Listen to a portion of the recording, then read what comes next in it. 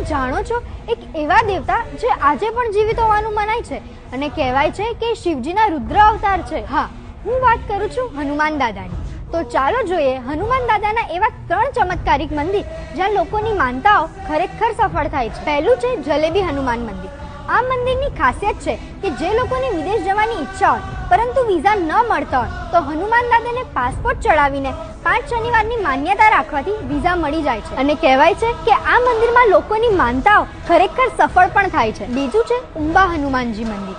આ મંદિરની માન્યતા છે કે અહીંયા હનુમાનજીની નાની મૂર્તિ છે જેની ઉપર તમે હાથ રાખીને મનમાં પ્રશ્ન પૂછો અને જો તમારું કામ થવાનું હોય તો મૂર્તિ ઉચકાઈ જશે, પરંતુ જો કામ નહીં થવાનું હોય તો ગમે તેટલું બળ લગાવશો તો પણ મૂર્તિ નહીં ઉચકાય, એટલી વજનદાર થઈ જશે. આ કળિયુગમાં ખરેખર ચમત્કારિક છે ઉંબા હનુમાનજી. ત્રીજું છે સ્વયં પ્રકટ હનુમાન મંદિર.